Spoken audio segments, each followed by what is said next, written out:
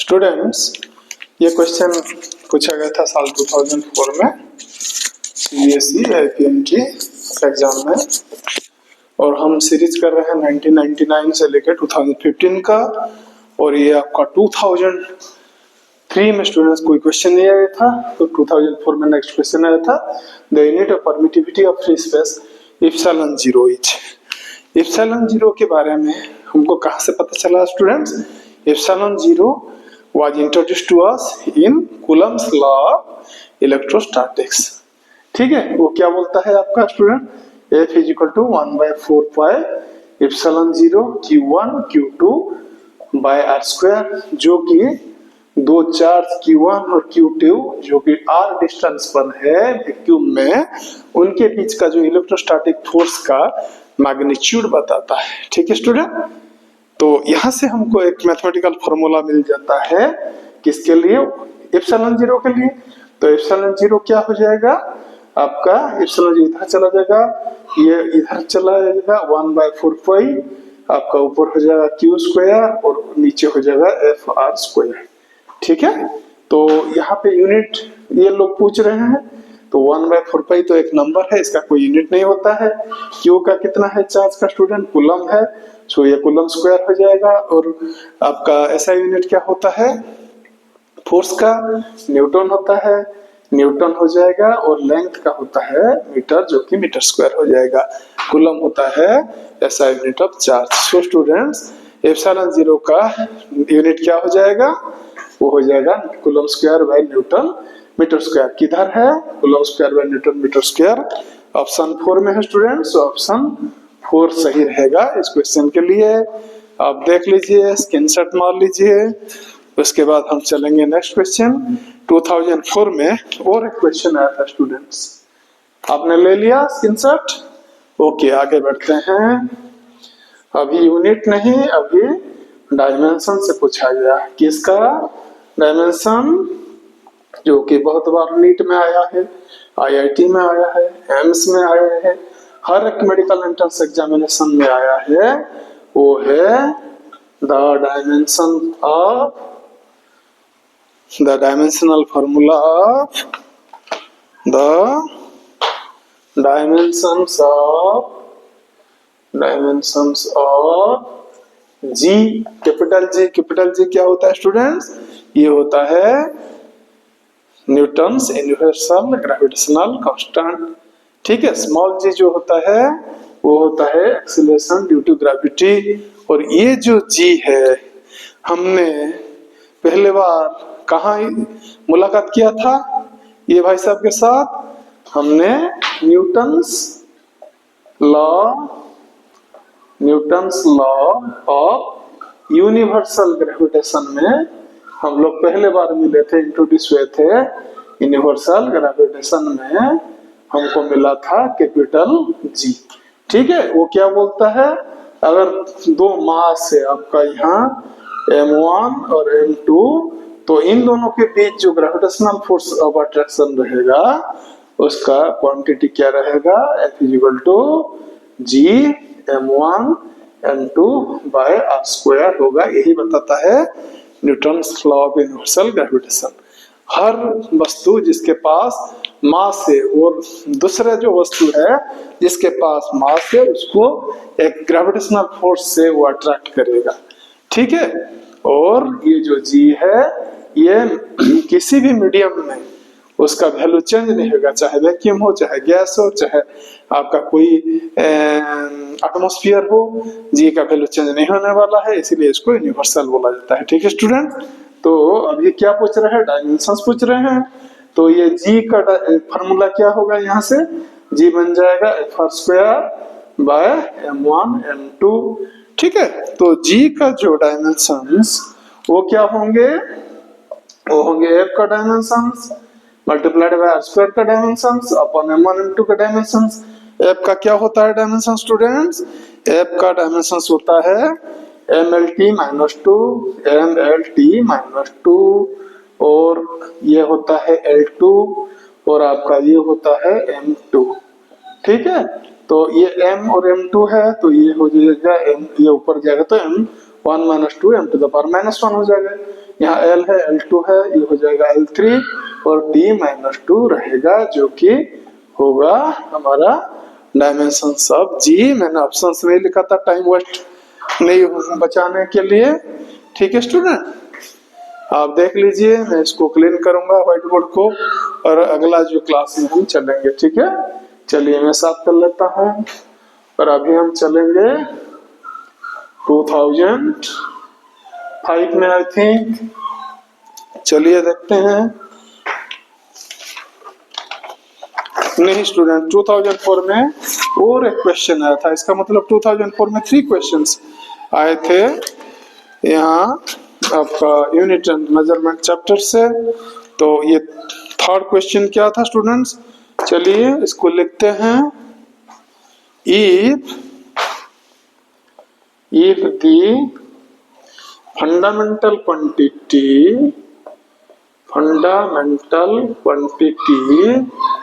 if the fundamental quantities are velocity v, mass m and time t, what will be the dimensions? What will be the dimensions of eta in the equation v is equal to pi e r4 by 8 eta l। ठीक है, हम लोगों ने पढ़ा है student जो properties of liquid, उस chapter में हमने इस फार्मूला के बारे में पढ़ा था। भी क्या होता है, एक लिक्विड फ्लो कर रहा है एक ट्यूब के अंदर से, तो वो जो flow of rate of liquid होता है, क्या होता है, flow of rate of liquid होता है। फ्लो रेट ऑफ लिक्विड मतलब स्टूडेंट क्या होता है, कितना वॉल्यूम ऑफ लिक्विड पास कर रहा है आपका जो ट्यूब देकर। तो इसको हम क्या लिखेंगे, वॉल्यूम का अगर हम लेंगे आपका डायमेंशंस v का, तो उसमें क्या लिखेंगे, L⁻³ लिखेंगे। ठीक है, the volume of the liquid passing through the tube in unit time. और ये आपका पाई का तो कोई डायमेंशंस नहीं होता है, और p जो होता है वो क्या होता है, आपका प्रेशर होता है, जो कि आपका फोर्स पर यूनिट एरिया होता है। mLT-2 होता है फोर्स, और उसका नीचे रहेगा डिनोमिनेटर में एरिया L2। तो ये क्या हो जाएगा स्टूडेंट, प्रेशर का जो डायमेंशन हो जाता है वो m(L⁻⁻1 T⁻⁻2 होता है। चलिए इधर लिखते हैं L⁻⁻1 T⁻⁻2। ठीक है, ये प्रेशर का। और R4 मतलब ये लेंथ का पावर 4 है, और 8 ईटा L। 8 का कोई डायमेंशन है क्या स्टूडेंट्स, ये तो एक नंबर है, नहीं होगा। ईटा का ऐसे ईटा लिख देते हैं, और L का आपका लेंथ लिख देते हैं। तो यहाँ से आप देखिए जो पाई का डायमेंशन है उससे हम नेगलेक्ट कर सकते हैं, क्योंकि पाई एक नंबर है और ये डायमेंशन लेस है। ऐसे ईटा एक नंबर है, डायमेंशन लेस है। ठीक है, यहाँ से हम लोग निकाल सकते हैं आपका ईटा का डायमेंशन। ईटा का डायमेंशन क्या हो गया, ईटा को चलिए ऊपर ले जाते हैं, और ये जो आपका यहाँ लिख लेते हैं ईटा का डायमेंशन।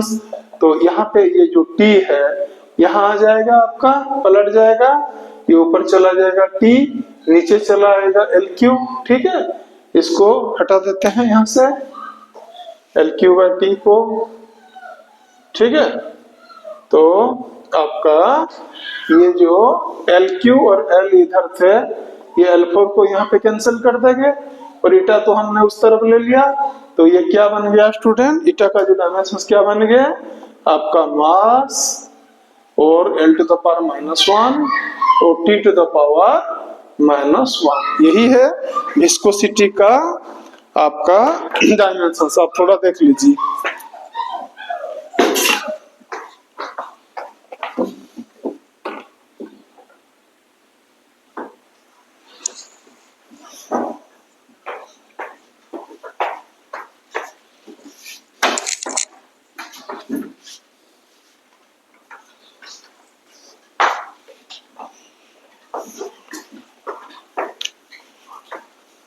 ठीक है स्टूडेंट।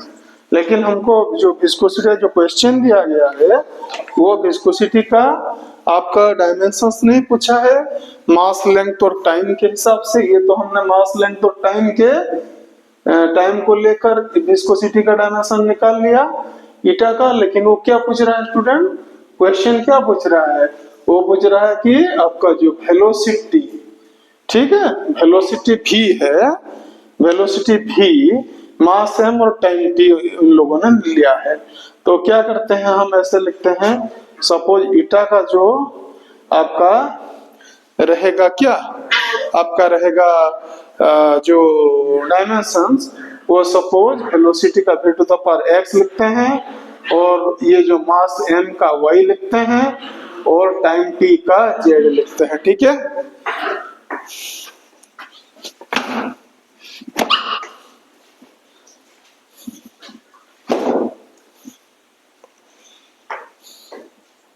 तो स्टूडेंट ये भी जो है वेलोसिटी का ये क्या होता है, 8 टू द पावर -1 है, to the power x, mass to the power y और time to the power z।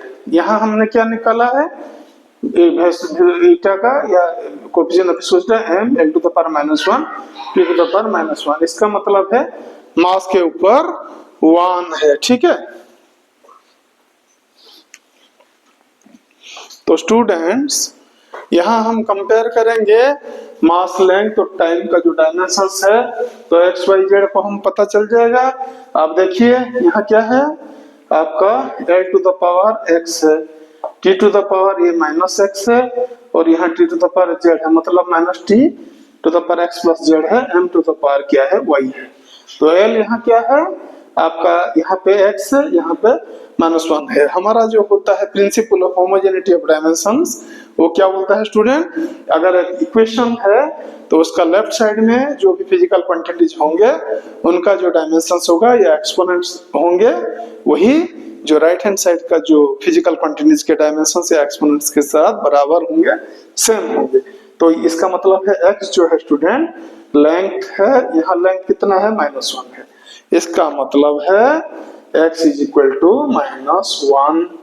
ठीक है, और आपका t का कितना हुआ, y का देख लेते हैं, मास टू द पावर y, यहाँ मास कितना है, 1 है।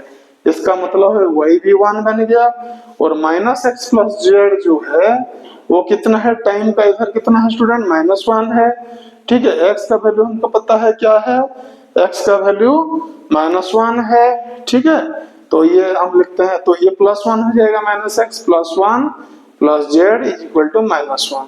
तो z बन गया -1 इज इक्वल टू -2।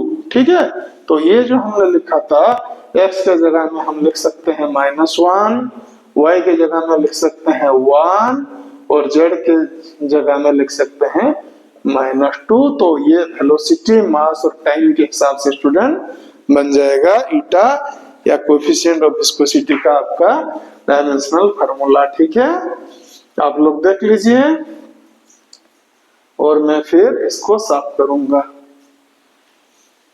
देख लिया आप लोगों ने 2004 में, इसका मतलब स्टूडेंट 3 क्वेश्चंस आए थे, जो आपका 2003 में नहीं आया, एक भी क्वेश्चन नहीं आया। तो जो लड़के हैं वो क्या सोचेंगे, बच्चे जो है वो सोचेंगे 2004 में एक भी क्वेश्चन नहीं आएगा, क्योंकि 2003 में तो नहीं आया।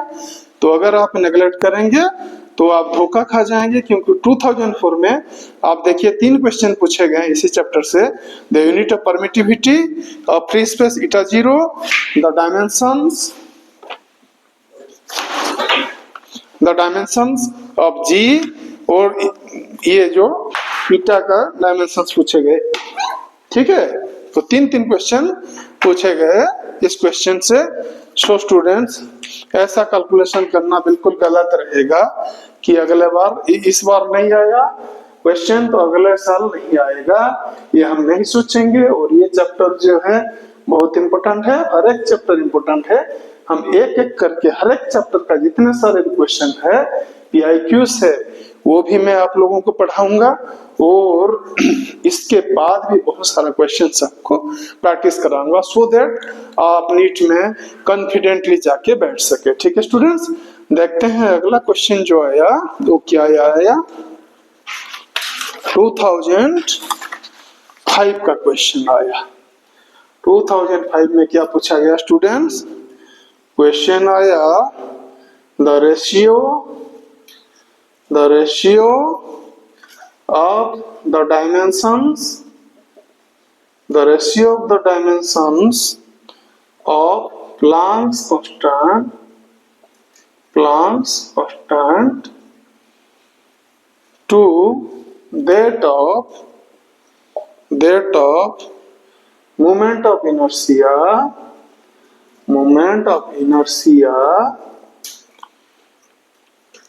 is the dimensions of first option है frequency,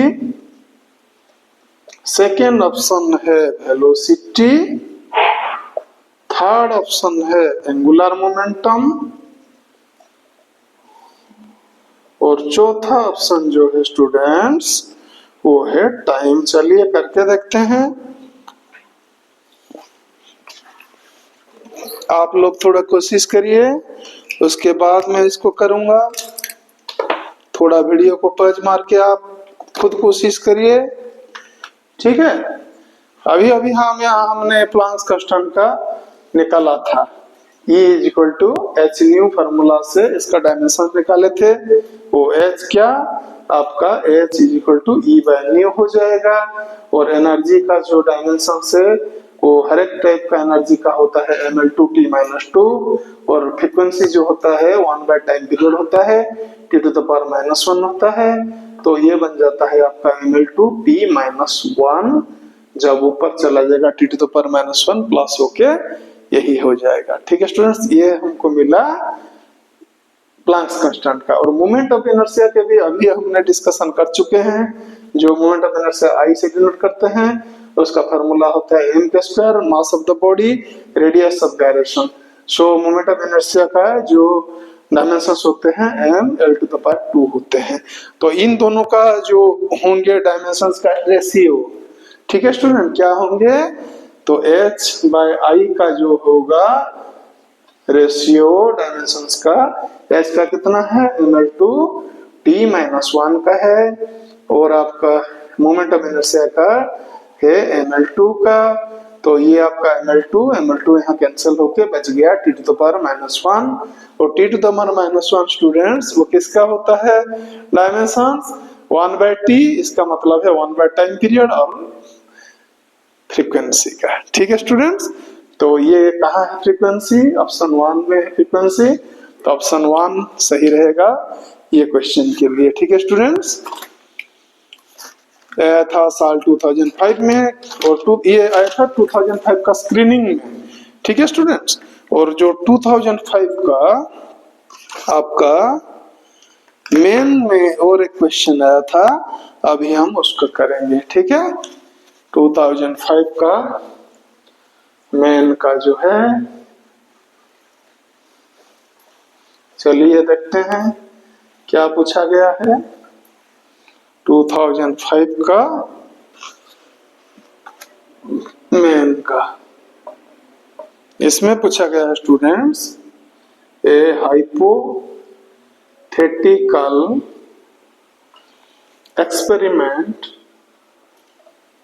experiment conducted to determine Young's formula y is equal to cos theta t⁻x into tau by L cube if y is Young's modulus,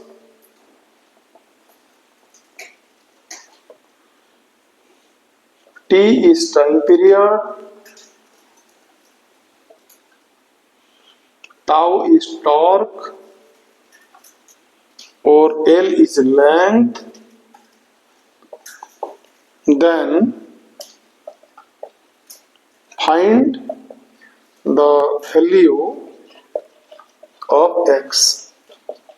ठीक है स्टूडेंट्स, क्वेश्चन को आप पढ़िए और सोचिए क्या पूछा गया है।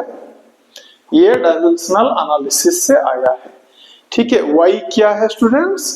y है यंग्स मॉडुलस। यंग्स मॉडुलस क्या होता है स्टूडेंट्स? हम लोगों ने पढ़ा है प्रॉपर्टीज ऑफ सॉलिड्स में स्ट्रेस अपॉन स्ट्रेन होता है। ठीक है, और जो स्ट्रेस का फॉर्मूला होता है वो क्या होता है students? Force per unit area होता है। और आपका जो स्ट्रेन होता है वो change in dimension upon original dimension. इसका मतलब है change in length upon original length, delta L by L हो सकता है वन डायमेंशन में।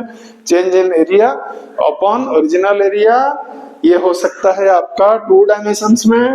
Change in volume upon original volume ये हो सकता है आपका थ्री डायमेंशंस में। ठीक है स्टूडेंट्स, तो आपका नीचे जो है सपोज वन डायमेंशन हम डेल्टा एल बाय एल ले जाते हैं, या आप चाहे तो डेल्टा ए बाय ए लीजिए, डेल्टा पी बाय बी लीजिए, वही सेम रहेगा।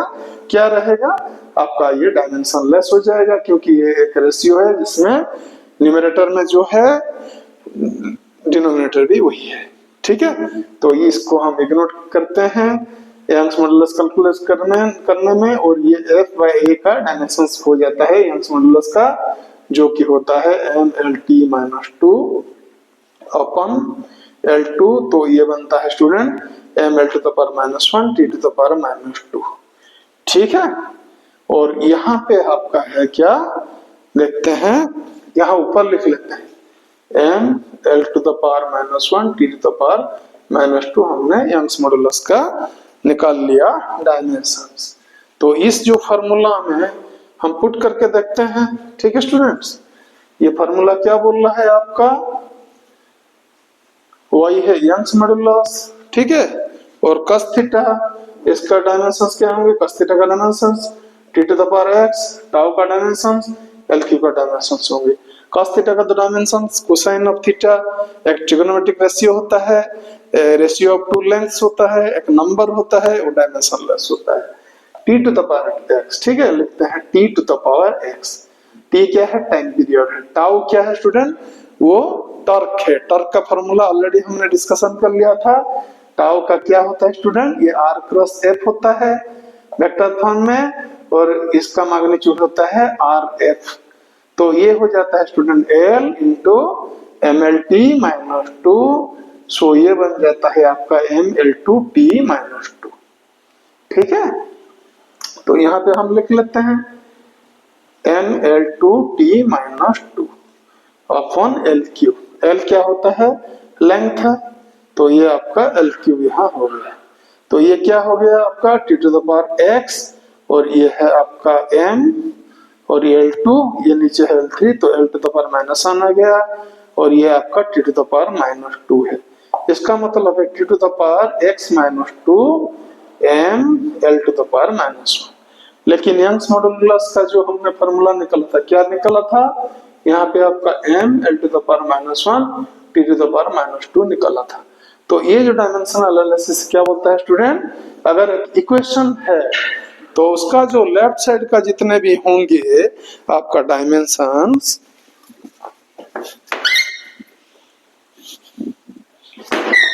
वो राइट साइड का भी डायमेंशंस उतना ही होंगे। ठीक है, तो आपका लेफ्ट साइड में क्या रहा?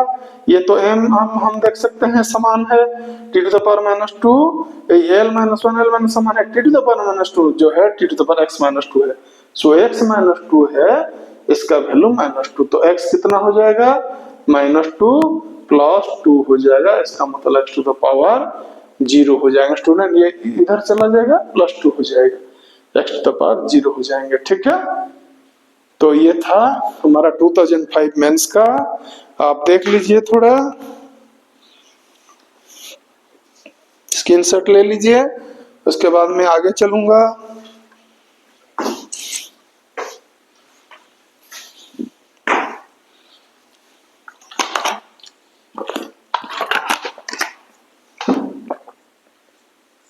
ठीक है स्टूडेंट्स, ले लिया आपने screenshot.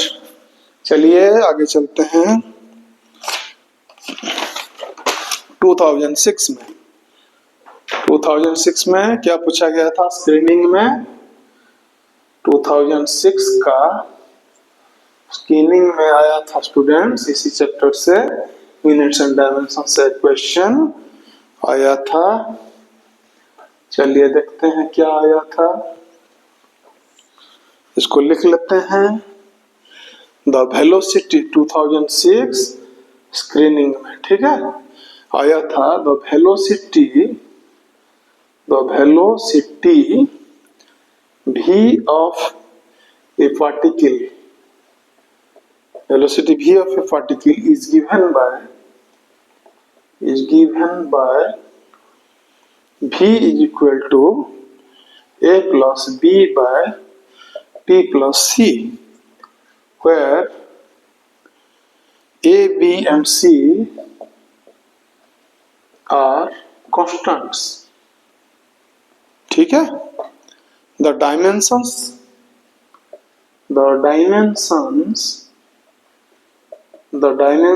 of A, B, C are, option A में दिया गया है student LT to the power minus 2 L और T।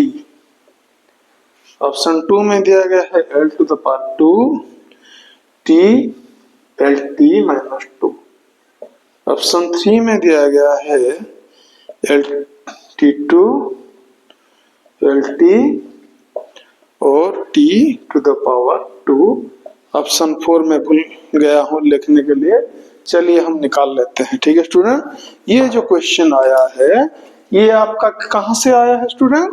ये आपका वही प्रिंसिपल ऑफ होमोजेनिटी से आया है स्टूडेंट्स, ठीक है। ये प्रिंसिपल ऑफ होमोजेनिटी क्या बोलता है स्टूडेंट्स? अगर कोई इक्वेशन है उसका लेफ्ट हैंड साइड में जो भी फिजिकल क्वांटिटी है उसका डायमेंशंस जो है राइट हैंड साइड का जो फिजिकल क्वांटिटीज होंगे उनका डायमेंशन वही रहेंगे। इसका मतलब है ये जो ए का डायमेंशंस है वो भी का डायमेंशंस के साथ समान होगा। और प्रिंसिपल होमोजेनिटी ऑफ डायमेंशन ये भी बताता है अगर हम दो फिजिकल क्वांटिटीज को ऐड कर रहे हैं इसका मतलब है उन दोनों का डायमेंशन सेम है, नहीं तो हम उनको ऐड नहीं कर सकते। क्या आप 5 kg को 3 आवर के साथ ऐड कर सकते हैं? नहीं कर सकते हैं, यही बताता है principal of homogeneity of dimensions. तो स्टूडेंट ये T और C जो है इनका डायमेंशन सेम रहेगा, ठीक है। T और C का अगर सेम रहेगा तो C का डायमेंशन क्या होगा? C का डायमेंशन होंगे T का डायमेंशन जो कि है टाइम पीरियड का, तो ये रहेगा T, ठीक है। तो यही T रहेगा C का। तो स्टूडेंट्स हमारा जो A का क्या रहेगा? वेलोसिटी का सेम रहेगा। वेलोसिटी क्या है आपका? वेलोसिटी का डायमेंशन होते हैं LT to the power minus 1। तो A का क्या हो जाएगा? A का जो डायमेंशन होंगे LT to the power minus 1 होंगे, ठीक है। यहाँ पे कहीं पे नहीं है तो फोर्थ ऑप्शन में हम लिख लेते हैं LT to the power minus 1। और ये हमने C का भी निकाल लिया, क्या निकाल लिया? T निकाल लिया, B का ही बाकी हो गया है, ठीक है। तो आप देखिए जो B by T plus C है, ठीक है, इसका डायमेंशन क्या है? ये जो टर्म है B by T plus C, ठीक है, इसका डायमेंशन क्या होगा? A के साथ सेम होगा क्योंकि A के साथ ऐड हो रहा है, B के साथ भी सेम होगा क्योंकि B दूसरी तरफ है। तो जो B by T plus C है इसका जो डायमेंशन होगा A के डायमेंशन के साथ सेम होगा। तो A का डायमेंशन कितना है आपका? LT to the power minus 1 है जो कि वेलोसिटी के साथ सेम है उस तरह, ठीक है। तो B का कितना होगा? T plus C का हमारा कितना होगा? C का भी टाइम पीरियड T आया, T plus C का इनका डायमेंशन हो जाएगा T टाइम पीरियड। तो B by T is equal to LT minus 1, ठीक है। B का डायमेंशन तो क्या होगा? B का जो डायमेंशन यहां से निकल के आता है आपका L, ये T to the power minus 1, ये उधर चला जाता है तो ये मल्टीप्लाई हो जाता है टी, तो क्या बनता है स्टूडेंट, ये t-1 टी मल्टीप्लाई हो जाएंगे, ये बन जाएगा लेंथ, एल का डायमेंशन एल। ठीक है, तो ये ही रहेगा आपका सही आंसर इसके लिए। ये आया था क्वेश्चन आपका होमोजेनिटी ऑफ डायमेंशनल फार्मूला या डायमेंशन से। ठीक है स्टूडेंट्स, आप देख लीजिए, थोड़ा सोच लीजिए और स्क्रीनशॉट ले लीजिए, आगे बढ़ेंगे। 2006 का जो मेन एग्जाम में आया था वो क्या क्वेश्चन आया था, चलिए देखते हैं।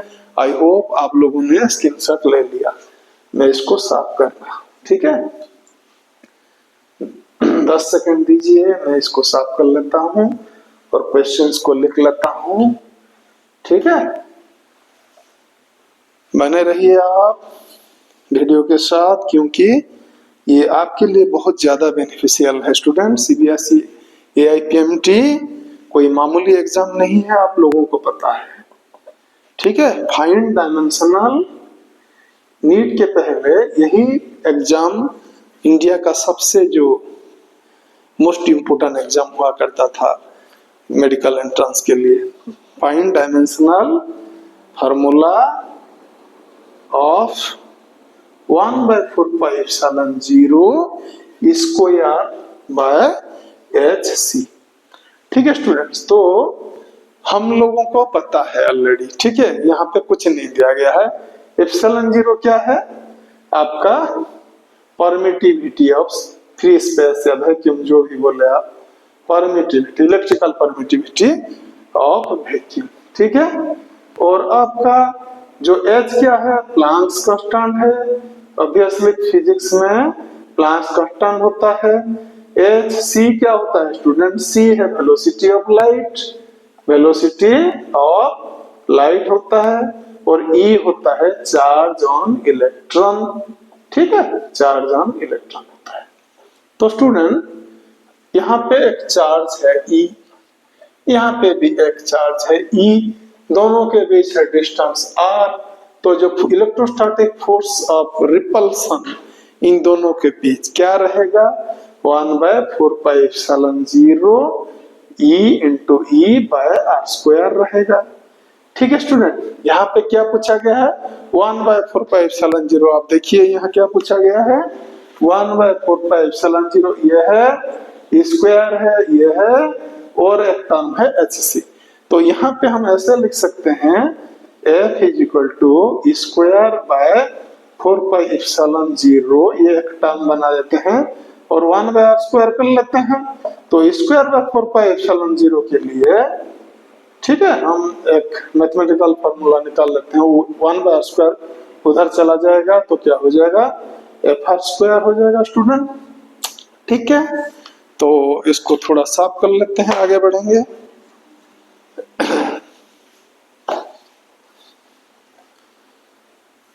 स्टूडेंट्स क्या पूछा गया है आपका, अरे वो तो मैंने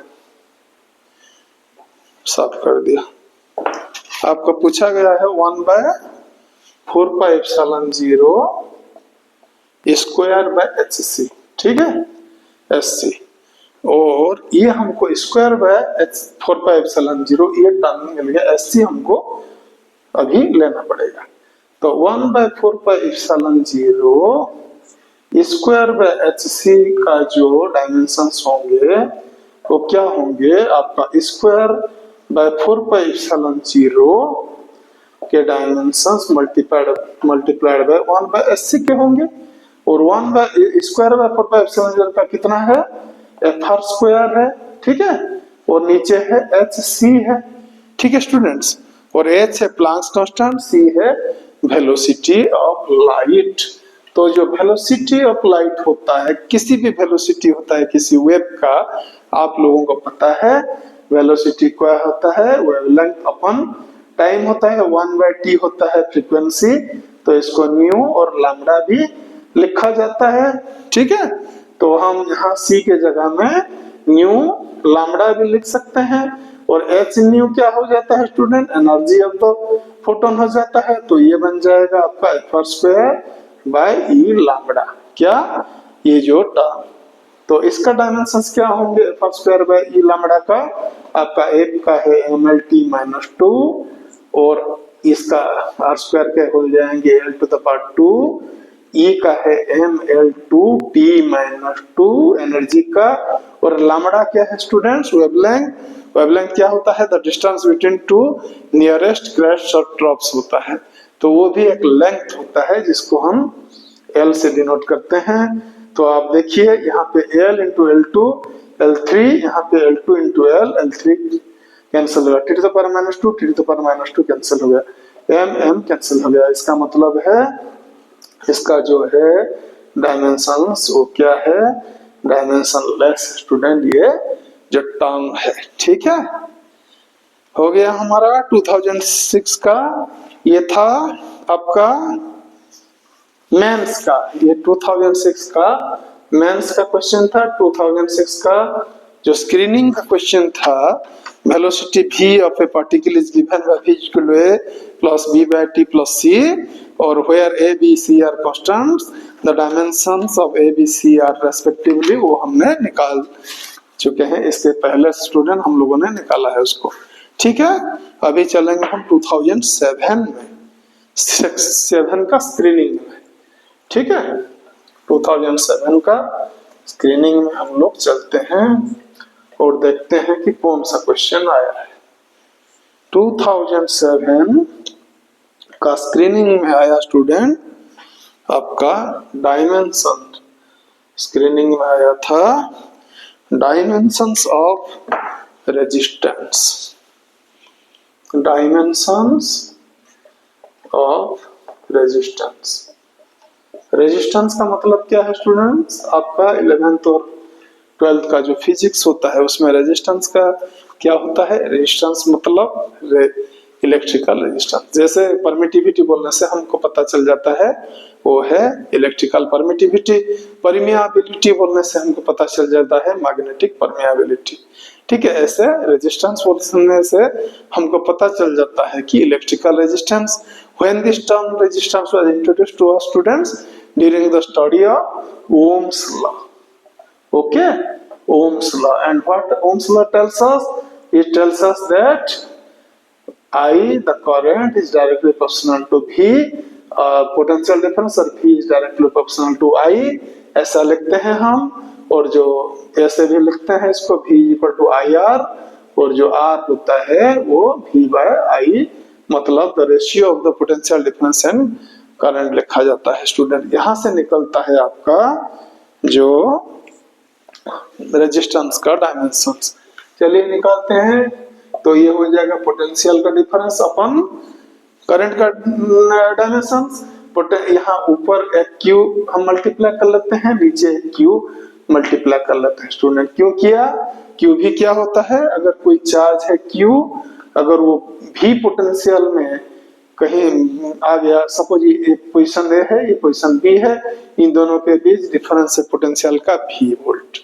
तो ये अगर आएगा ए से बी तक, उसको एक वर्क डन करना पड़ेगा W, जो कि रहेगा QV। तो QV होता है स्टूडेंट्स, क्या होता है, work done by A charge in moving through a potential of v volts होता है। तो ये वर्क का क्या हो जाता है आपका ml2t-2 हो जाता है, क्योंकि ये फोर्स इंटू लेंथ होता है। फोर्स का होता है mlt-2 इंटू L ml2t-2। ठीक है, जो कि एनर्जी के साथ सेम होता है। और जो करंट होता है I, वो rate of flow of electric charge होता है। तो Q बन जाता है IT, और इसको हम लिखते हैं डायमेंशंस को AT बोल के। ठीक है, तो यहाँ हो गया चार्ज का AT और A करंट का A। तो ये क्या हो गया स्टूडेंट्स, ये हो गया आपका m l to the power 2, ये t ऊपर चला जाएगा, t टू द पावर -3 बन जाएंगे, और ये A2 हो जाएगा, ऊपर जाएंगे तो a टू द पावर -2 बन जाएंगे। सो यही होगा आपका डायमेंशंस इलेक्ट्रिकल रेजिस्टेंस का। ठीक है, 2007 का जो स्क्रीनिंग में क्वेश्चन पूछा गया था उसको हमने हल कर दिया स्टूडेंट्स। अभी चलेंगे आपका 2008 का स्क्रीनिंग में। ठीक है, चलिए करते हैं। 2008 का स्क्रीनिंग में पूछा गया था student, units and measurement chapter से 2008 का स्क्रीनिंग में क्या क्वेश्चन आया था? 2008 का स्क्रीनिंग में आपका which of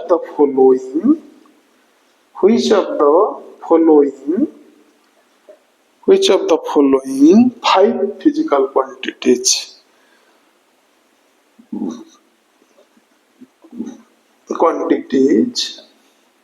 have the same dimensions? ठीक है, फिजिकल क्वांटिटीज क्या क्या दिया गया है स्टूडेंट? आपका दिया गया है एनर्जी डेंसिटी, सेकंड दिया गया है आपका रिफ्रैक्टिव इंडेक्स, ठीक है, थर्ड दिया गया है आपका डाइइलेक्ट्रिक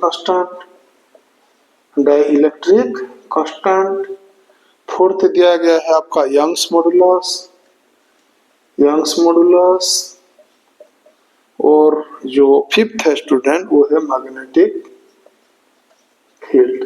ठीक है, ये 5 जो फिजिकल क्वांटिटीज दिया गया है, अगर उनका हमको पता है जो अगर पता है डायमेंशंस, तो हम कंपेयर कर सकते हैं। एनर्जी डेंसिटी कितना होता है स्टूडेंट्स? एनर्जी डेंसिटी होता है मास डेंसिटी, जैसे m/v होता है, चार्ज डेंसिटी होता है q/v, ऐसे एनर्जी डेंसिटी होता है E/v। तो इसका डायमेंशंस क्या होंगे? आपका E/v का हो जाएंगे, आपका एनर्जी का क्या होता है? mL2T-2 अपॉन ये हो गया L⁻3, तो ये L2L3 ऊपर जाएगा तो -3 हो जाएगा, आपका m L⁻⁻1 T⁻², ये हो जाएंगे एनर्जी डेंसिटी का डायमेंशंस। ठीक है स्टूडेंट्स, रिफ्रैक्टिव इंडेक्स क्या होता है? ये म्यू से हम डिनोट करते हैं। ये होता है आपका velocity of light in a medium upon velocity of light in vacuum. ठीक है स्टूडेंट, वैक्यूम, और ये v/c लिखते हैं हम। तो जो वेलोसिटी होता है उसका डायमेंशंस क्या होते हैं? L⁻⁻1 होते हैं। नीचे भी एक वेलोसिटी है, velocity of light in vacuum, तो velocity of light in medium भी L⁻⁻1 होंगे, velocity of light in vacuum भी L⁻⁻1 होंगे। न्यूमरेटर में सेम, डिनोमिनेटर में सेम। तो ये क्या हो जाएगा स्टूडेंट्स? ये डायमेंशंस लेस हो जाएगा, m0 l0 t0 हो जाएगा इसका डायमेंशंस। ठीक है, तो डाइइलेक्ट्रिक कांस्टेंट क्या है स्टूडेंट? ये आपका जो इंसुलेटर होते हैं स्टूडेंट्स, उनको डाइइलेक्ट्रिक बोला जाता है, और ये इनका जो कैपेसिटी है टू स्टोर एनर्जी, वो क्वांटिफाई करता है डाइइलेक्ट्रिक कांस्टेंट। और इसको आजकल क्या बोला जाता है? रिलेटिव परमिटिविटी बोला जाता है मॉडर्न टर्म्स में। और ये क्या होता है स्टूडेंट्स? जो परमिटिविटी आपका होता है इप्सिलॉन अपॉन ε0, मतलब जो electrical permittivity of substance in a medium upon permittivity in vacuum, permittivity of that medium in vacuum। ठीक है, वही आपका जो इप्सिलॉन व ε0 सेम, न्यूमरेटर में सेम, डिनोमिनेटर में सेम, वही जो आपका इलेक्ट्रिकल परमिटिविटी है। तो दोनों का डायमेंशन सेम है, दोनों का यूनिट सेम है, तो ये क्या हो जाएंगे? ये आपका जो L0 m0 T0 हो जाएंगे, तो ये डायमेंशन लेस हो जाएंगे student. Dielectric constant Young's modulus क्या है? हम लोगों को पता है, ये स्ट्रेस अपॉन स्ट्रेन है, और ये स्ट्रेन जो है वो ΔL/L हो सकता है, change in length to upon original length, ये हो सकता है 2 डायमेंशन में change in area upon original area ΔA/A, या change in volume upon original volume delta V by V, जो कि तीनों है क्या स्टूडेंट्स, डायमेंशनलेस। स्ट्रेन होता है डायमेंशनलेस, और स्ट्रेस क्या होता है, वो तो फोर्स पर यूनिट एरिया होता है। फोर्स होता है आपका mlt-2 और एरिया होता है L2। तो ये जो आपका यंग्स मॉड्यूलस का डायमेंशन क्या हो जाते हैं, ml to the power -1 t to the power -2। ठीक है, अभी देखते हैं मैग्नेटिक फील्ड का। मैग्नेटिक फील्ड को हम डिनोट करते हैं B से, और इसका कैसा निकालते हैं स्टूडेंट, हम इसका फ्लक्स से निकालते हैं। इसका डायमेंशन 5b होता है, b डॉट a, या इसका जो आपका स्केलर फॉर्म में ba हम लिखते हैं। ठीक है स्टूडेंट्स, तो ये जो आपका b का यहाँ से निकालते हैं, b का जो होता है आपका कैसे निकालते हैं, आपका देखिए b का आपका एक फार्मूला है, आपका जो चार्ज है, आपका चार्ज, एक चार्ज अगर एक मैग्नेटिक फील्ड में मूव कर रहा है तो जो फोर्स लगता है उसके ऊपर वो QVB होता है। तो मैग्नेटिक फील्ड का इस फार्मूला से हम निकाल सकते हैं फोर्स बाय QV। तो फोर्स क्या होता है स्टूडेंट, आपका mlt-2 होता है, और Q होता है 80, V क्या होता है L टू द पावर -1 होता है। आप देखिए यहाँ L और L कैंसिल हो गया, T to the power T-1 cancel हो गया, तो ये बन जाता है M T to the power -2 और A टू द पावर -1। यही है मैग्नेटिक फील्ड का डायमेंशंस। क्या यहाँ से आप कंपेयर करिए, एनर्जी डेंसिटी का है ml-1 T-2, रिफ्रैक्टिव इंडेक्स है डायमेंशनलेस, डाइलेक्ट्रिक कांस्टेंट है डायमेंशनलेस, यंग्स मॉड्यूलस का है ml-1 T-2, मैग्नेटिक फील्ड का है m to the power -2 a-1। तो which of the following 5 physical quantities have the same dimensions, ये देखते ही पता चल रहा है कि आपका रिफ्रैक्टिव इंडेक्स और डाइलेक्ट्रिक कांस्टेंट का डायमेंशन सेम है, जो कि डायमेंशनलेस है स्टूडेंट। बाकी तीन फिजिकल क्वांटिटीज का डायमेंशंस जो है हम लोगों ने देखा अलग अलग है, हम लोगों ने निकाल लिया। ठीक है, आप एक स्क्रीनशॉट ले लीजिए, देख लीजिए आंसर को, थोड़ा सोच लीजिए, उसके बाद हम चलेंगे अगले क्वेश्चन में। 2008 का जो आया था आपका मेंस में, ठीक है, इसको मैं साफ कर लेता हूं। आई होप आप लोगों ने स्क्रीनशॉट ले लिया। अभी हम चलेंगे 2008 का मैन स्कैनिंग का हमने देख लिया, CBSE IPMT का। अभी हम चलते हैं मेन, कौन सा आया था स्टूडेंट्स, देखते हैं क्या पूछा गया था। इन van der Waals gas equation, P plus A by V square into V minus B is equal to RT. Calculate dimensions of van der Waals constant A, van der Waals constant A। ठीक है, क्या बोला गया है, ये का dimension निकालने के लिए बोला गया है। ठीक है स्टूडेंट्स, तो चलिए निकालते हैं। ये भी आ गया, फिर एक बार क्वेश्चन आ गया principal of homogeneity of dimensions या डायमेंशनल फार्मूला से। तो यहाँ आप देखिए दो टर्म ऐड हो रहे हैं, प्रेशर और ये जो A बाय V स्क्वायर। इसका मतलब है जो प्रेशर का डायमेंशंस होंगे वही A बाय V स्क्वायर का डायमेंशंस होंगे।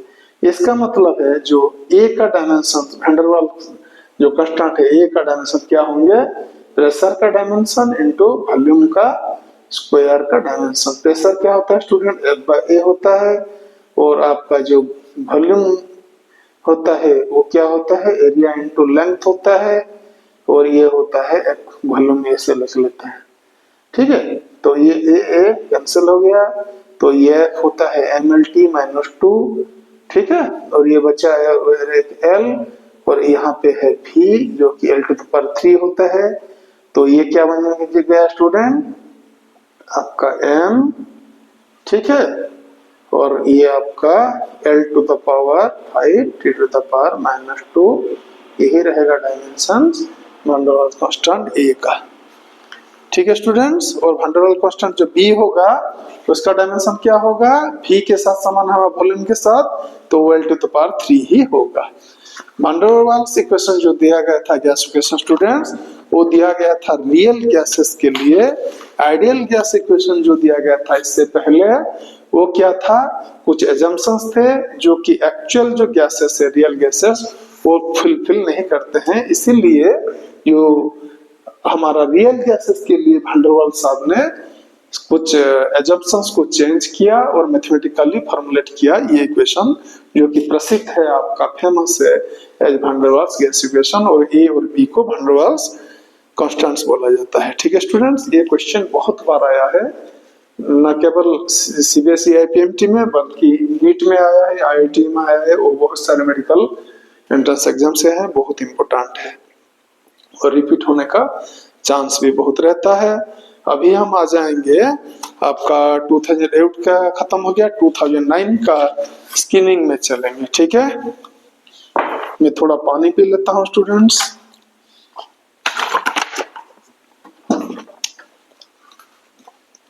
अभी देखते हैं 2009 का स्क्रीनिंग। ठीक है, आज हम करेंगे 1999 से हम पहुंच गए 2009 में, और अब हम जाएंगे 2015 तक। ठीक है, तो आपका ये जो 2009 है, क्या बोला गया इसमें, क्या पूछा गया, इसका जो स्क्रीनिंग था, if the dimensions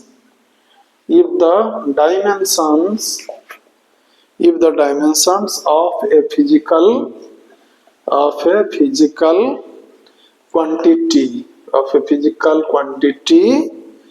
are given by m⁴ a, L⁵b, T⁻c,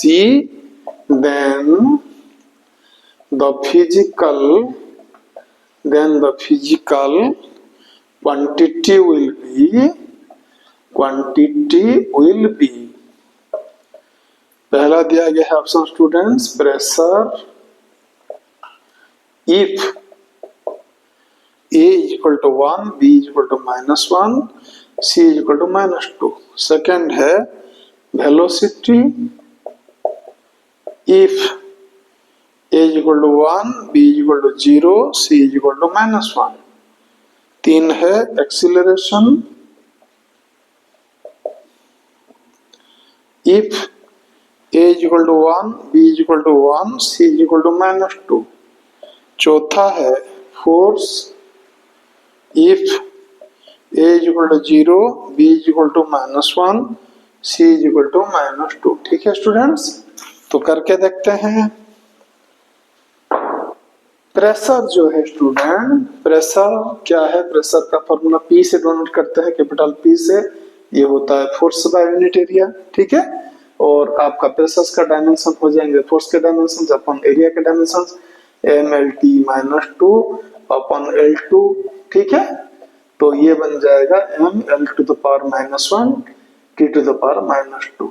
तो ये आपका देखते हैं, यहाँ पे आपका m⁴ लिखा गया है, तो a का वैल्यू 1 है, b का वैल्यू -1 है, c का वैल्यू -2 है। करेक्ट है, तो ऑप्शन है करेक्ट आ गया हमारा। चलिए देखते हैं वेलोसिटी का। वेलोसिटी का क्या होता है फॉर्मूला स्टूडेंट्स, v होता है आपका L/T, तो आपका ये LT-1 हो जाता है, और इसको हम ऐसा करके लिख सकते हैं m⁴0, L⁴1, T⁻⁻1। यहाँ पे 0, 1, -1 है, क्या देखते हैं, 0, 1, -1 नहीं है, तो ये गलत है। एक्सीलरेशन का क्या है स्टूडेंट, एक्सीलरेशन जो होता है rate of change of velocity होता है, time rate of change of velocity, L⁻² होता है। तो ये स्टूडेंट इसको हम ऐसे लिख सकते हैं m⁴0, L⁴1, T⁻²। तो देखिए ये 0, 1, -2 है, क्या 0, 1, -2 नहीं है यहाँ पे 0, तो ये रन है। फोर्स का क्या होता है स्टूडेंट? फोर्स होता है मास टाइम एक्सीलरेशन। तो फोर्स का डायमेंशंस बढ़ जाते हैं, मास का डायमेंशंस मल्टीप्लाइड बाय एक्सीलरेशन का डायमेंशंस एम, और ये बन जाता है L T to the power -2 M L T -2। तो ये है 1 1 -2 है क्या? 1 1 -2 नहीं है, तो ये भी गलत है। ऑप्शन 1 सही है स्टूडेंट्स इस क्वेश्चन के लिए। आप थोड़ा देख लीजिए, स्क्रीनशॉट ले लीजिए। ये आया था 2009 में सीबीएसई एआईपीएमटी का आपका स्क्रीनिंग एग्जाम में, ठीक है। अभी हम चलेंगे 2010 का जो स्क्रीनिंग में आया था स्टूडेंट्स।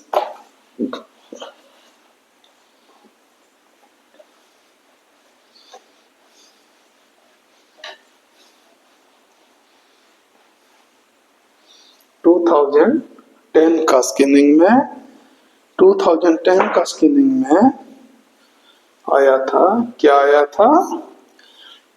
ये पूरा डायरेक्ट क्वेश्चन आ गया, dimensions of half epsilon zero square, ठीक है स्टूडेंट। कोई अगर इलेक्ट्रिक फील्ड होता है इप्सिलॉन जी ई होता है इलेक्ट्रिक फील्ड, तो students the energy stored in that electric field per unit volume जो होता है, इसका मतलब ई बाई वी, वो होता है हमारा हाफ इप्सिलॉन जीरो स्क्वायर। ये जो ई है इलेक्ट्रिक फील्ड है, इलेक्ट्रिक फील्ड, ठीक है स्टूडेंट्स। और आपका इप्सिलॉन जीरो है परमिटिविटी ऑफ द मीडियम, और यहाँ का जो ई है वो इलेक्ट्रिक फील्ड नहीं है, ये है एनर्जी, ठीक है, और ये है वॉल्यूम। तो student half epsilon zero square का जो डायमेंशंस क्या हो जाएंगे? एनर्जी पर वॉल्यूम का डायमेंशंस हो जाएंगे। एनर्जी का कितना है हमको पता है, हर टाइप का एनर्जी का डायमेंशंस होते हैं ml/t-2, और वॉल्यूम का कितना है स्टूडेंट? L⁻³ है। जो भी है ज्योमेट्रिकल शेप, लेकिन डायमेंशंस जरूर होंगे L⁻3। तो ये बन जाता है ml⁻⁻1 t⁻⁻², यही होंगे हाफ इप्सिलॉन जीरो स्क्वायर का। अगर आपको ये पता है कि ये एनर्जी डेंसिटी है, तो आप तुरंत ही इसका निकाल सकते हैं, ठीक है, डायमेंशंस। लेकिन अगर आपको पता नहीं है तो आप पहला जाके इप्सिलॉन जीरो परमिटिविटी का निकालेंगे डायमेंशंस, उसके बाद जो इलेक्ट्रिक फील्ड का निकालेंगे, उसके बाद जाके उसका स्क्वायर लेके मल्टीप्लाई करके आपको निकालना पड़ेगा, जो कि आपका बहुत टाइम खा जाएगा, ठीक है स्टूडेंट। अभी हम चलते हैं 2010 का जो मेन में पूछा गया था इसी चैप्टर से, आपका 2010 का मेन एग्जाम में, उसको चलो देखते हैं। मेन में आया था इसी चैप्टर यूनिट्स एंड मेजरमेंट से। ये एक लंबा क्वेश्चन है, चलिए मैं लिख लेता हूँ। A student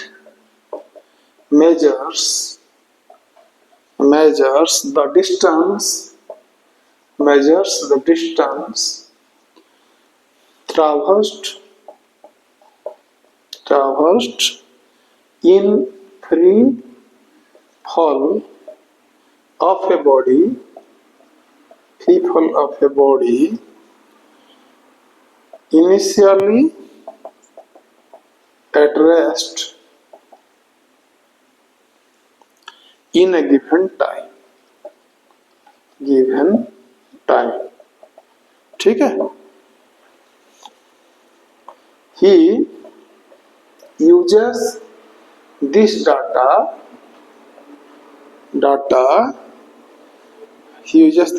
to estimate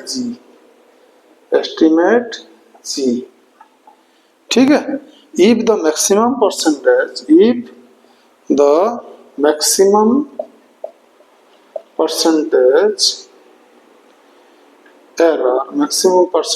error in the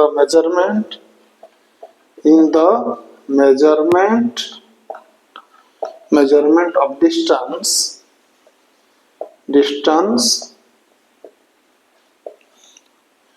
and time are E1 and E2, the percentage error in estimate of G is, ठीक है स्टूडेंट्स। ये ऑप्शन दिया गया है आपका, ऑप्शन 1 है E2 माइनस E1, ऑप्शन 2 है E1 प्लस 2 E2, ऑप्शन 3 है E1 प्लस E2, ऑप्शन 4 है E1 माइनस 2 E2, ठीक है। तो देखिए क्या बोल रहा है, student measures the distance traversed in free fall of the body initially at rest in a given time, ठीक है स्टूडेंट। हमारा जो एक बॉडी अगर मूव कर रहा है तो उसका डिस्टेंस और एक्सीलरेशन के बीच में, टाइम के बीच में क्या रिलेशनशिप होता है, बचपन से हम लोग पढ़ते आ रहे हैं, S is equal to UT plus half AT square, ठीक है स्टूडेंट्स। और यही अगर आपका फ्री फॉल में कैलकुलेट किया जाता है, जो कि आपका ऊपर से नीचे आ रहा है धरती के पर, तो ये क्या होता है स्टूडेंट, इसको हम लिखते हैं, डिस्टेंस को हाइट लिखते हैं, H is equal to UT plus half, ये की जगह में क्या हो जाता है, acceleration due to gravity half GT square हो जाता है। लेकिन यहाँ क्या बोल रहा है, आपका जो इनिशियली एट रेस्ट, मतलब जो इनिशियल वेलोसिटी है स्टूडेंट, वो क्या है, 0 है। तो ये टर्म आपका UT का टर्म 0 बन गया है, तो आपका H या हाइट क्या हो गया, आपका हाफ GT स्क्वायर हो गया, ठीक है। तो आपका ये G का वो एस्टिमेट कर रहा है, वो पूछ रहा है कि आपका maximum error estimate of G, तो ये G का फॉर्मूला यहाँ से क्या हो जाएगा स्टूडेंट, G का फॉर्मूला हो जाएगा आपका हाफ क्या T स्क्वायर बाय H हो जाएगा, ठीक है। तो आप देखिए अगर कोई ऐसा है, एक expression x is equal to आपका p to the power a, ठीक है, by q to the power b होता है, और आपका जो परसेंटेज एरर इन p होता है वो आपका होता है डेल्टा p बाय p होता है, ठीक है, परसेंटेज। और आपका ये जो q में जो आपका परसेंटेज एरर होता है डेल्टा q बाय q% होता है, ठीक है। तो ये जो formula delta x by x क्या हो जाता है स्टूडेंट, अगर इस फॉर्म में रहता है तो हमको जो एरर एनालिसिस में हमने पढ़ा, इसका फॉर्मूला क्या बन जाता है, आपका a times delta p by p% plus b time, ये माइनस b नहीं होता है, ये आपका ऊपर मल्टीप्लाई होता है p to the power a into q to the power b होने से भी ये प्लस होता है, जो परसेंटेज एरर ऐड हो जाता है, और नीचे होने से भी वो क्या होता है, ऐड होता है, सब्सट्रैक्ट नहीं होता है। तो यहाँ आप देखिए ये फॉर्म में आ गया टी स्क्वायर बाय एच में, ये हो गया टी स्क्वायर बाय एच में, तो ये हो गया आपका डेल्टा टी बाय p%, ठीक है, और डेल्टा एच बाय h%। और जो आपका एक्सपोनेंट से क्या है, यहाँ 2 है, यहाँ 1 है, तो a की जगह हम 2 लिखेंगे और आपका b की जगह में 1 लिखेंगे। तो आपका डेल्टा t बाय t% कितना है बोल रहा है, वो E1 बोल रहा है, measurement of the distance and time. Distance का है आपका कितना, डिस्टेंस का है आपका E1, मतलब डेल्टा h बाय h है आपका E1, तो यहाँ पे हम E1 लिख लेते हैं, और आपका जो डेल्टा t टाइम पीछे लिखा है, टाइम का है E2, तो यहाँ पे लिख लेते हैं आपका E2, ठीक है। तो ये क्या बन जाएगा स्टूडेंट, 2E2 प्लस E1। सो जो E1 प्लस 2E2 है आपका यही करेक्ट रहेगा, जो कि ऑप्शन 2 में है। आप ये U1 माइनस 2E2 मत सोचिएगा, ये आपको कंफ्यूज करने के लिए दिया गया है, चाहे वो न्यूमरेटर में हो चाहे डिनोमिनेटर में हो, चाहे उसका एक्सपोनेंट में पॉजिटिव हो, ये अगर ऊपर चला जाएगा तो e to the power minus भी हो जाएगा, लेकिन जो परसेंटेज एरर का कैलकुलेशन होता है वो प्लस होता है हमेशा, वो जो एक्सपोनेंट का पावर होता है, ठीक है स्टूडेंट्स। तो ये इसका सही आंसर है।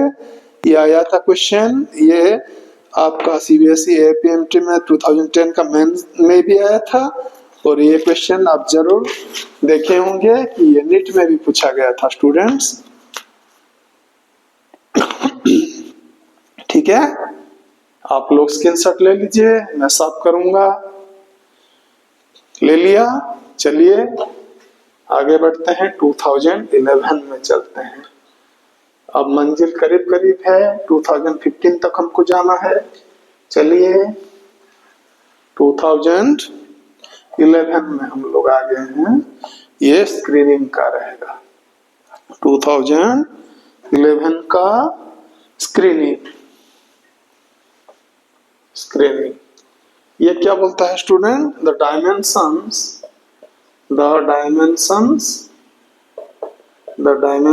Of epsilon mu zero to the power minus half R. देखिए इसका ऑप्शन दिया गया है l to the power minus 1 t, second है l t to the power minus 1, third है l to the power minus half t to the power half, चौथा दिया गया है आपका option l to the power half t to the power minus half. ठीक है students, जैसे कि हमने एनर्जी डेंसिटी का निकाला था, ठीक है, हाफ इप्सिलॉन जीरो स्क्वायर, हमको याद था कि energy density of an electric field is half epsilon zero square, जबकि इप्सिलॉन जीरो होता है परमिटिविटी ऑफ फ्री स्पेस और ई होता है इलेक्ट्रिक फील्ड।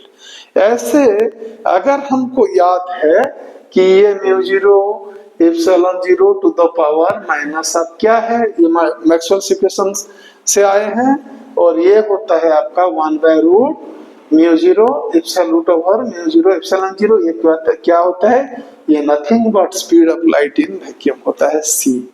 ये एक बहुत प्रसिद्ध, बहुत फेमस आपका इक्वेशंस होता है हमारा जो इलेक्ट्रिसिटी मैग्नेटिज्म चैप्टर का बढ़ते आ रहे हैं हम। ठीक है, इलेक्ट्रोमैग्नेटिक रेडिएशन में आता है, और ये आपका, ये अगर हमको याद है तो इसका क्या हो जाएगा dimension student? Velocity of light का आ जाएंगे। वेलोसिटी ऑफ लाइट का डायमेंशन क्या है? वो तो एक वेलोसिटी है, और वेलोसिटी क्या होता है? The time rate of change of displacement, यानी कि distance upon time, displacement upon time, L T minus 1। ठीक है, कहाँ है? ऑप्शन 2 में है स्टूडेंट्स। अगर ये आपको याद नहीं है तो किधर जाना पड़ेगा आपको? इप्सिलॉन जीरो का आप निकालेंगे, उसके बाद आप निकालेंगे जाके म्यू जीरो का परमेबिलिटी का, फिर उसके बाद जाएंगे आप किधर? आप निकालेंगे उनका स्क्वायर लेके, माइनस हाफ लेके आपको निकालना पड़ेगा। वही ऑफ कोर्स आएगा, लेकिन आपका बहुत टाइम ये ले लेगा। ठीक है स्टूडेंट्स, तो ये जो इम्पोर्टेंट फॉर्मूले है नीट में अगर हम जा रहे हैं, बैठ रहे हैं, तो हमको जरूर याद कर लेना चाहिए। तो इसको मैं साफ कर लेता हूं, आगे बढ़ेंगे।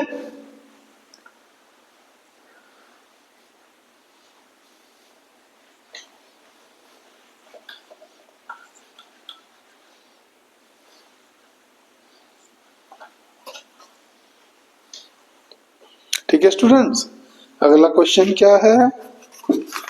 2012 का आ गया आपका पास। 2012 का ये है, 2012 का स्किनिंग में आया है। The damping force on an oscillator is proportional to the velocity। ठीक है, the units of constant of proportionality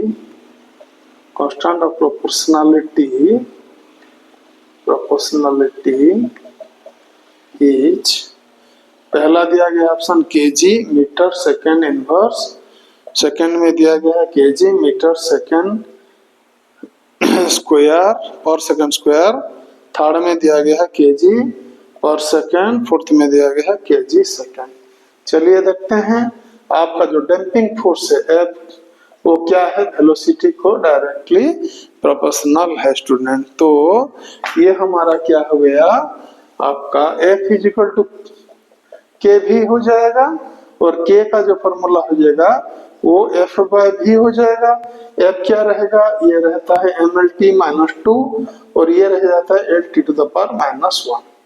ठीक है, तो आपका ये एल एल कैंसिल हो जाते हैं, और ये बन जाता है m T to the power minus 2 ऊपर है, T to the power minus 1 ऊपर चले जाएगा, तो ये माइनस 1 हो जाएगा प्लस 1, माइनस 2 ऐड हो जाएगा, तो ये बन जाएगा student T to the power minus 1। तो ये जो प्रोपोर्शनल कांस्टेंट का डायमेंशन निकल आएगा m बाई टी। तो ये m का यूनिट क्या होता है स्टूडेंट, ऐसे यूनिट तो केजी होता है, टाइम का होता है सेकंड, तो ये बन जाएगा केजी पर सेकंड या केजी सेकंड इनवर्स किधर है, ऑप्शन 3 में है। तो ऑप्शन 3 है स्टूडेंट्स इसका सही आंसर। ठीक है, ऑप्शन 3 है सही आंसर। अभी हम चलेंगे 2012 का मेंस एग्जाम में। 2012 का मेंस एग्जाम, तो ये जो क्वेश्चन है स्टूडेंट्स आप देखिए वो रिपीट आया है। क्वेश्चन में लिख लेता हूं, आप लोगों को पता चल जाएगा कि ये इसी क्वेश्चन यहां से ही रिपीट आया है। ठीक है, तो ये पूछ रहा है 2012 का मेंस पूछ रहा है आपका the dimensions of mu 0 epsilon 0 to the power minus are.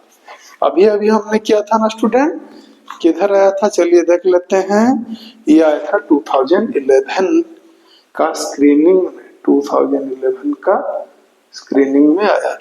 देखिए आप पीआईक्यू करने का जो फायदे वो आपको टोटल विजिबल है, और ज्यादा क्या बोलूंगा मैं, ये तो हम कर चुके हैं। यही होता है वेलोसिटी ऑफ लाइट और L T to the power minus 1। ठीक है, तो फिर चलते हैं स्टूडेंट्स 2013 में। 2013 मंजिल अभी करीब है, 2015 तक जाना है हमको, 2013 में हम लोग आ गए हैं। ठीक है स्टूडेंट्स, 2013 में जो एक क्वेश्चन आया था, in an experiment for quantities A, B, C, D are measured with percentage error 1%, 2%, 3%, 4%. P is equal to A to the power 3, B to the power 2 upon C D. Percentage error in P will be, अभी मैंने थोड़ी देर पहले आपको बताया था student, अगर ऐसा होता है आपका कोई फिजिकल क्वांटिटी होता है, सपोज आपका P to the power A, Q to the power R, okay, और R to the power C और S to the power D होता है, तो इसका जो परसेंटेज एरर होगा delta x by x percent, वो क्या होगा स्टूडेंट, ये हो जाएगा a delta p by p percent plus ये b है, b delta q by q percent, और ये नीचे हुए है बोल के स्टूडेंट, ये ऊपर जाएगा तो माइनस सी हो जाएगा, तो माइनस नहीं लिखना है, मैंने बताया था आपको, प्लस सी आपका delta R by R percent, चाहे वो न्यूमरेटर में है चाहे डिनोमिनेटर में है, चाहे वो पॉजिटिव हो चाहे नेगेटिव है, परसेंटेज एरर जो है सब ऐड होंगे, डिडक्ट नहीं होंगे। तो आपका ये हो जाएगा D times delta S by S percentage, यही होता है एरर एनालिसिस में परसेंटेज एरर का फॉर्मूला। ठीक है स्टूडेंट्स, तो यहाँ क्या हो जाएगा आपका delta P by P percent जो है हो जाएगा, वो हो जाएगा 3 delta A bye A percent. ठीक है, मैं थोड़ा साफ कर लेता हूं।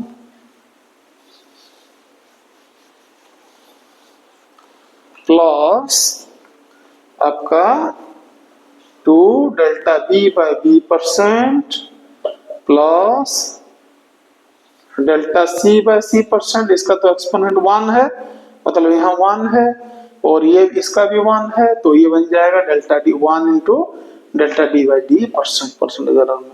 तो ये डेल्टा ए बाय ए कितना है स्टूडेंट्स, कितना है देखिए आप, क्या सीरियली दिया गया है 1 2 3 4, तो ये हो जाता है 3 इंटू 1% प्लस 2 इंटू 2% प्लस ये सी है 3% और ये 4 है आपका 4%।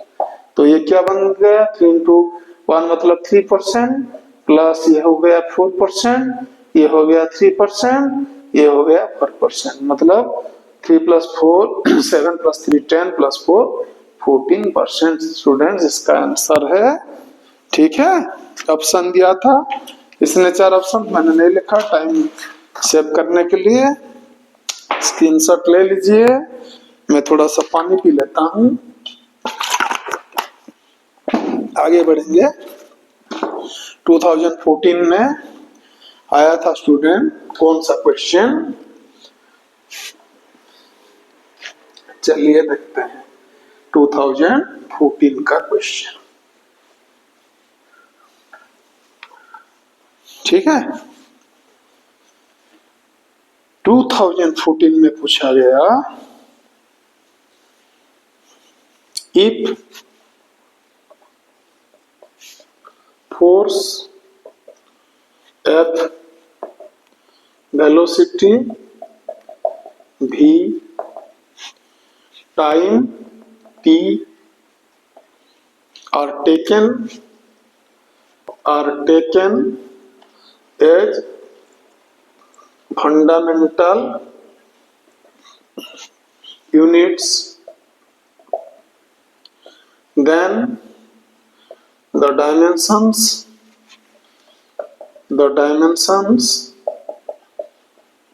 of mass are, पहला ऑप्शन है एफ भी T-1, सेकेंड है एफ भी T-2, थर्ड ऑप्शन है एफ भी -1 T-1, फोर्थ ऑप्शन है एफ भी -1 T।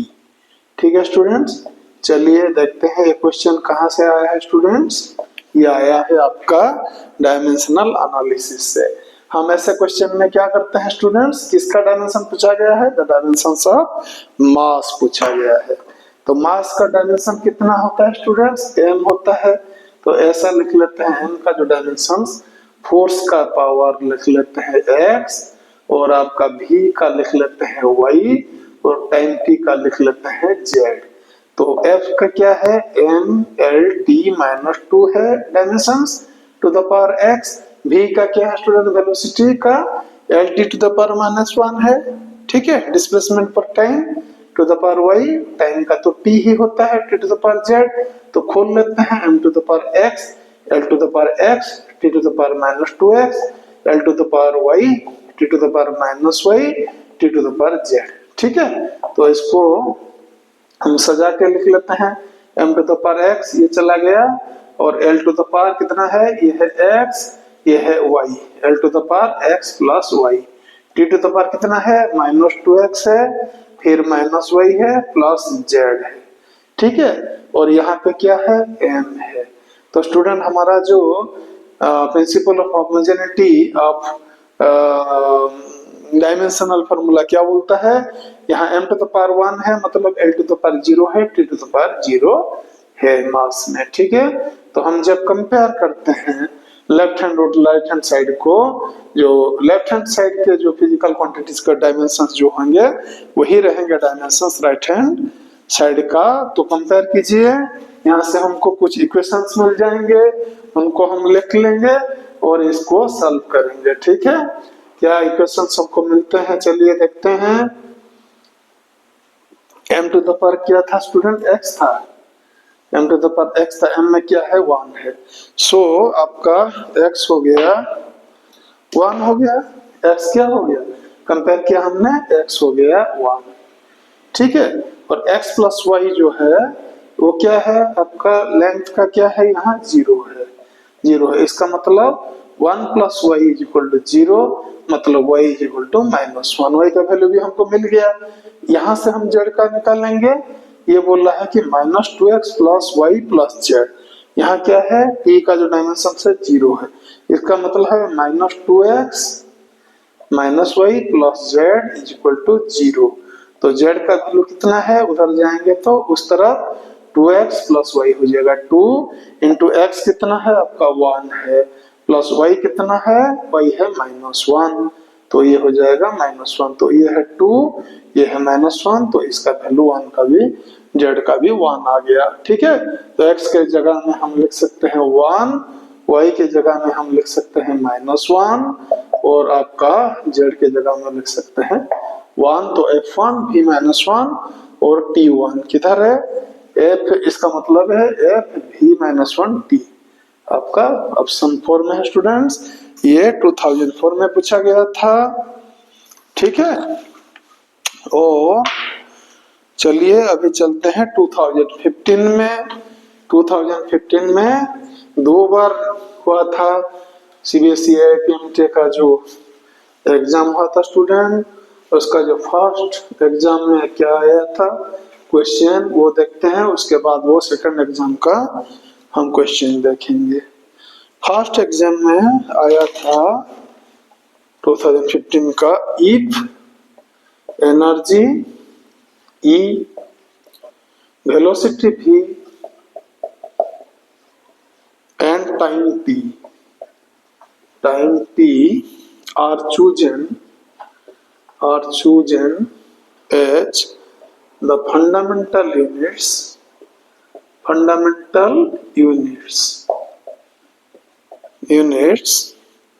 the dimensions, fundamental quantities student, fundamental quantities, the dimensional formula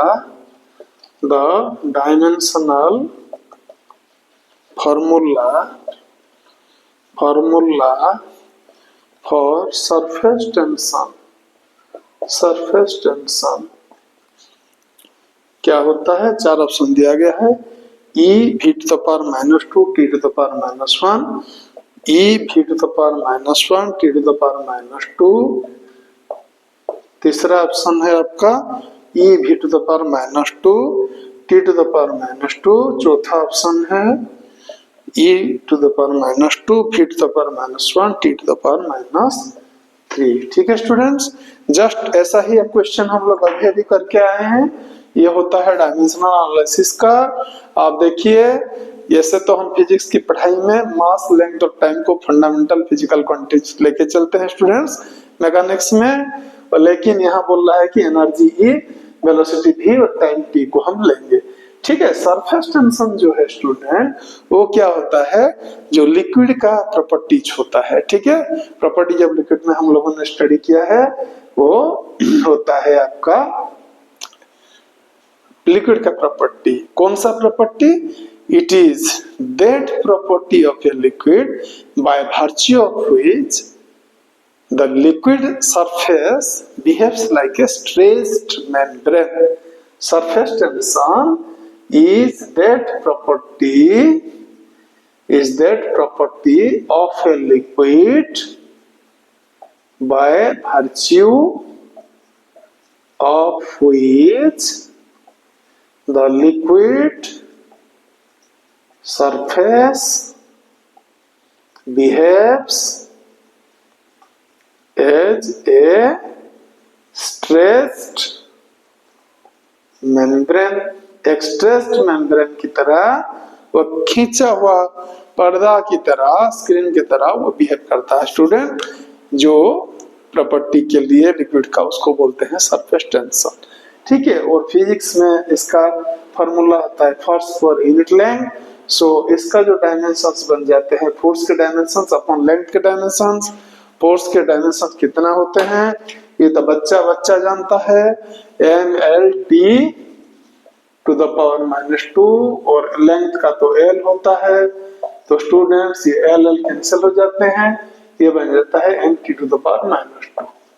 लेकिन ये हमारा आंसर नहीं है, आंसर कुछ अलग है। क्वेश्चन क्या पूछ रहा है, वो बोल रहा है कि जो इसका डायमेंशंस जो है वो हमको निकालना पड़ेगा कि इसमें आपका एनर्जी ई, ठीक है। सपोज ये जो टी का डायमेंशंस है, एनर्जी का पावर एक्स लिखते हैं, आपका वेलोसिटी v का पावर y लिखते हैं, और टाइम t का पावर z लिखते हैं, जैसे अभी अभी हमने किया था एक क्वेश्चन इससे पहले। तो ये क्या हो जाता है स्टूडेंट, E का कितना होता है, ml2p-2 होता है हर टाइप का एनर्जी का।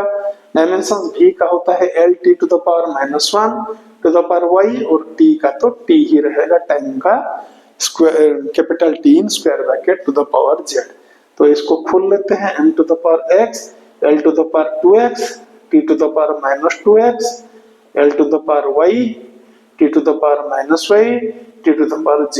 ठीक है स्टूडेंट, तो ये आपका इसको एक जगह में लिख लेते हैं। मास का कितना है, एक ही टर्म है, m to the power x लिख लेते हैं। लेंथ का ये है 2 है, तो l to the power 2x plus y लिख लेते हैं, t टू द पावर 3 है आपका, ये है t to the power -2x -y plus z। ठीक है, यहाँ पे क्या है आपका m टू द पावर 1 है, l तक कुछ नहीं है तो 0 है, t टू द पावर -2 है।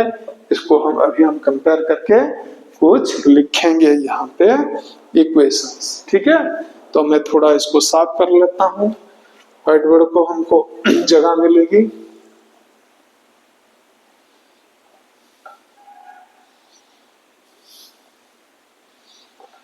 तो स्टूडेंट्स अभी हम कंपेयर करते हैं, तो m का क्या है 1 है, m का x है।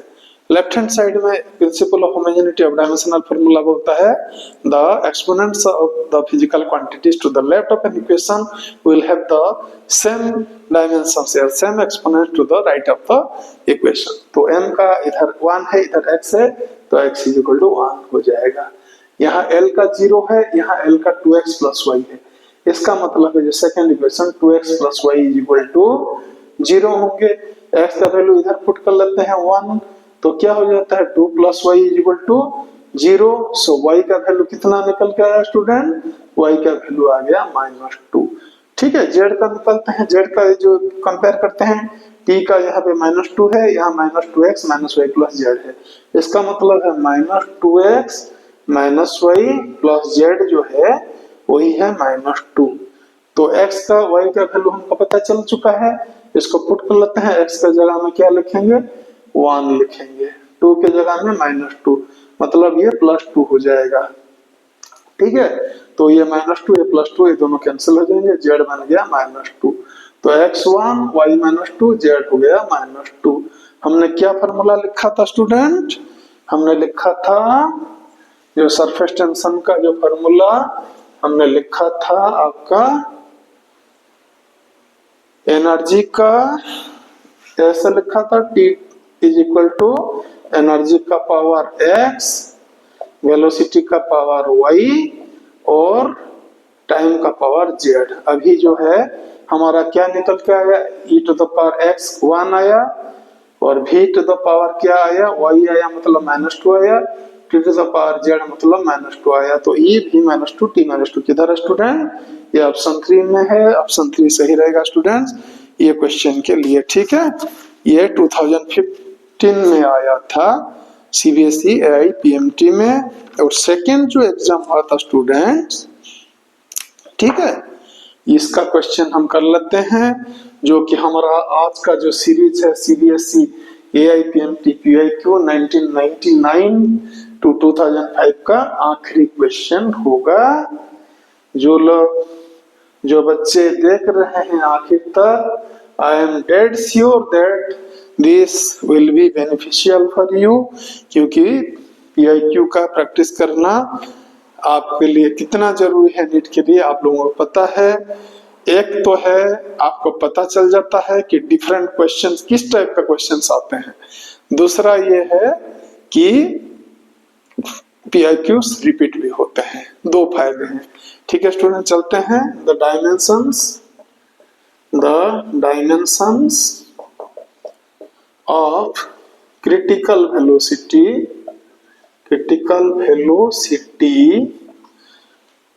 Vc of a liquid flowing through